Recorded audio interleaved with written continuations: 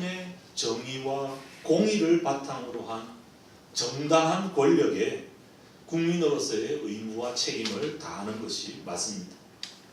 부당한 권력, 부당하게 휘두르는 권세에는 하나님의 관점에서 항거하는 것이 더 옳습니다.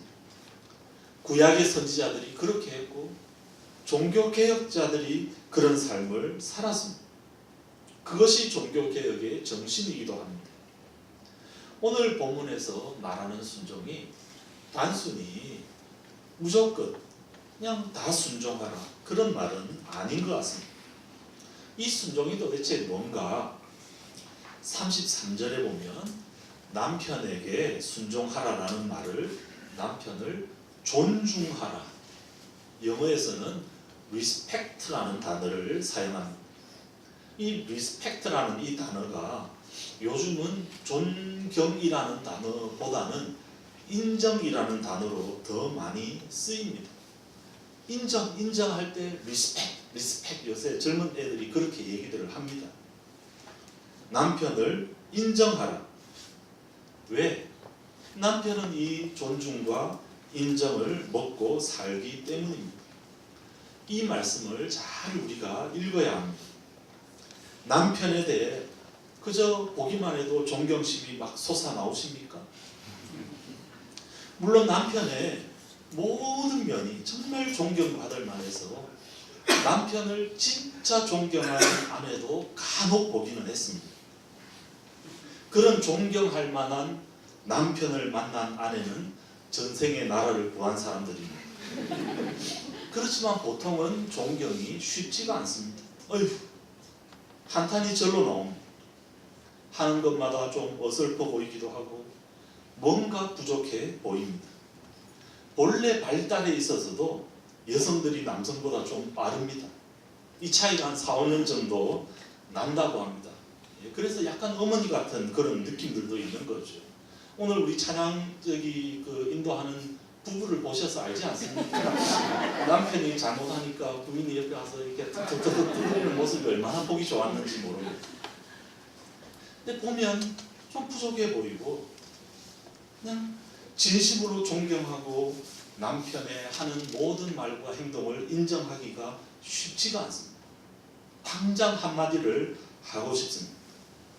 그렇기 때문에 성경은 이것을 명령으로 주신 것입니다. 존경스러워서 존경하는 것이 아니라 그냥 존중하라라고 명령하고 있는 것입니다. 믿고 기다려주라는 것입니다. 그래야 출발이 되고 그래야 변화가 일어나고 그래야 역사가 시작되기 때문입니다. 조금만 기다리면서 인정해주고 존중해주면 남자들은 하늘을 날아다니면서 별도 따줄 겁니다. 그만큼 어떻게 생각하면 단순한 존재가 남자라고 할 수 있습니다. 반대로 남편은 어떻게 해야 됩니까? 아내를 사랑하라. 그리스도께서 교회를 위하여 자신을 내어주신 것과 같이 그렇게 사랑하라. 뭘 얘기합니까? 상대의 유익을 위해서 자신의 모든 자존심, 기득권 다 내려놓고 낮아져서 죽기까지 자신을 내어주는 그 사랑으로 사랑하라는 것입니다. 이것이 우리 주님께서 우리에게 보여주신 사랑입니다. 너무 사랑스러워서 사랑하라. 너무 사랑스러운 그 유효기간은 신혼 1, 2년입니다. 그때는 머리부터 발끝까지 사랑스러워 이런 노래도 있죠. 조금 지나면 눈의 콩깍지가 벗겨집니다. 교회가 주님 보시기에 처음부터 사랑스러웠을까? 로마서 8장에 보면 5장 8절에 그들이 우리가 하나님 보시기에 원수가 됐다.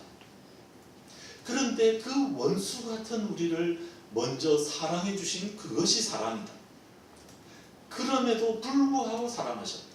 In spite of love라고.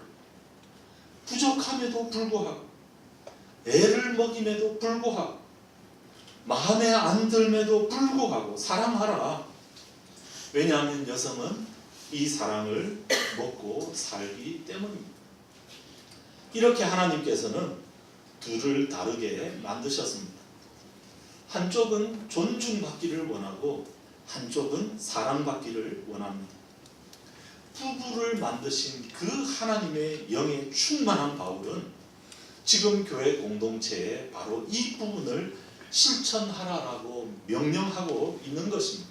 이래야만이 하나님이 의도하신 새로운 사회 공동체가 될 수 있다는 것. 다시 한번 정확하게 말씀드리겠습니다. 사랑할 만하니까 사랑하라가 아니라 그냥 사랑하라. 모든 면에서 존경할 만하니까 존경하고 인정하라가 아니라 그냥 존중하라. 명령으로 우리에게 주셨습니다. 아무도 아멘을 안 하시네요. 그런데 우리는 반대로 합니다. 조건을 달죠. 나를 존중하면 사랑하겠다. 나를 사랑하면 존중해 주겠다. 부부가 행복하게 잘 살기를 바라는 마음은 누구나 가지고 있는데 내가 먼저입니다. 여기서 문제가 발생합니다. 그럼에도 불구하고가의 관계가 아니라 그렇기 때문에의 관계로 바뀝니다. 하나님은 배우자를 주실 때 돕는 배필, 즉 상대의 연약함을 도와주고 채워주는 배필로 나를 부르셨는데 나는 자꾸 바라고만 있습니다. 말씀의 원리도 이 부분에서는 잘 작동하지 않습니다. 언어와 표현 방식도 다릅니다. 자기식으로 하려고 합니다. 그래서 하나님께서 사람이 혼자 사는 것이 좋지 않다면서 타락하기 전에 에덴 동산에서 이미 만드신 그 아름다운 부부 관계에 어려움이 발생하고 삐걱거리기 시작합니다. 문제는 이 부부 관계가 굉장한 영향력을 가지고 있다는 데 있습니다. 좋은 영향력도 끼치고 파괴적인 영향력도 끼칩니다. 부부관계에 문제가 생기면 다른 어떤 일도 손에 잘 잡히지 않는 것이 현실 아닙니까? 그래서 사단이 하나님의 새로운 사회를 건드릴 때 핵심을 건드리는데 주로 부부관계 쪽을 건드리는 것.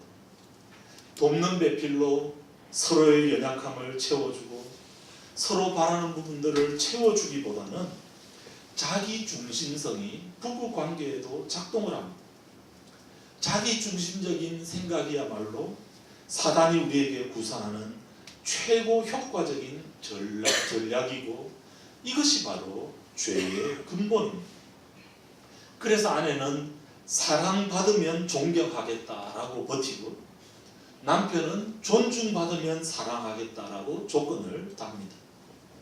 아내는 남편을 제대로 존중하거나 인정하지 않으면서 사랑받기를 원하고 남편은 아내가 원하는 사랑을 제대로 주지 않으면서 사랑을 받으려 하고 남편은 인정만 받으려 하고 순종만 강요합니다.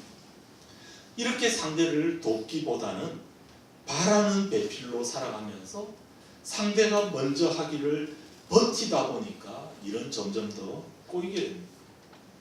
이게 점점 더 깊어지면 문제는 깊어지고 확전이 됩니다. 어느 순간이 되면 남편들은 사랑하지 않는 방법으로 존경을 강요합니다. 저 사람이 나를 존경할 때까지 내가 사랑하지 않겠다. 그 존경을 표시할 때까지 침묵투쟁하고 무건수행하고 냉담하고 밖으로 돕니다. 아내들은 존경하지 않는 방법으로 사랑을 쟁취하려고 합니다. 사사건건 잔소리하고 속으로 남과 비교하고. 그런데 이런 방법을 통해서 해결이 됩니까? 이건 악순환의 골만 더 깊어지는 것이고 전혀 해결책이 되질 못합니다. 이것도 어떻게 보면 자기 중심성이고 이런 중심성이 자리 잡고 있는 곳에는 절대 해결이 일어나지를 않습니다. 더 있습니다. 이런 말씀을 접하면 꼭 자신에게 주는 명령에 집중하기보다 저 사람에게 주는 교훈에 더 은혜를 받고 머리를 끄덕이는 분들이 계십니다. 남편이여 아내를 무조건 사랑하라. 그거 문제는 여기 있었네. 오늘 우리 남편이 마침 안 왔는데 어떡하지? 아내들이여 남편들에게 절대 복종하라. 성경이 어쩌면 내가 하고 싶은 말을 이렇게 속 시원하게 해주냐. 성경은 진짜 진리다. 그리고는 성경을 아내에게 들이대면서 자 적혀있지 않냐 모든 일에 복종하라. 아닙니다. 남에게 주는 명령에 은혜 받지 말고 자신에게 주는 명령을 심각하게 받아들여야 합니다. 제가 자주 말씀드리지만 말씀을 보지 않는 것도 문제고 보고 실천하지 않는 것도 문제지만 제일 문제는 말씀을 읽고 그 말씀을 남에게만 적용하는 겁니다. 자신에게 주시는 말씀만 보면 되는데 자꾸 성경을 읽으면 남편이 아내가 생각나고 김집사가 생각나고 설교자인 저도 이런 경험을 자주 합니다. 제가 먼저 은혜를 받고 이 말씀으로 내 자신을 치고 거꾸로 져야지 그게 은혜가 되는데 말씀을 준비하다 보면 아내가 생각나고 누군가가 생각날 때가 있습니다. 이전에 교회에서도 제가 그런 적이 있습니다. 설교를 다 끝내고 났는데 나오는데 한 집사님이 저와 꼭 손을 잡고 악수를 하시면서 오늘 말씀 목사님 너무 좋았습니다. 김 집사님 이걸 꼭 들었어야 했는데 아닙니다. 본인이 들어야죠. 남에게 주는 교훈을 가지고 상대에게 그 말씀을 가지고 드릴 때 그건 십자가가 아니라 십자가를 거꾸로 지는 거니까 십자가를 거꾸로 지면 뭡니까? 칼과 같은 거. 딱 칼처럼 생겼어요. 몽둥이 같은 거죠. 칼로 사람을 찌르는 하나님의 말씀의 능력으로 다른 사람을 찌르고 있는 겁니다. 그런데 서로 찌르면 어떻게 될 것 같습니까? 저 사람만 죽느냐? 그렇지 않습니다. 둘 다 죽습니다.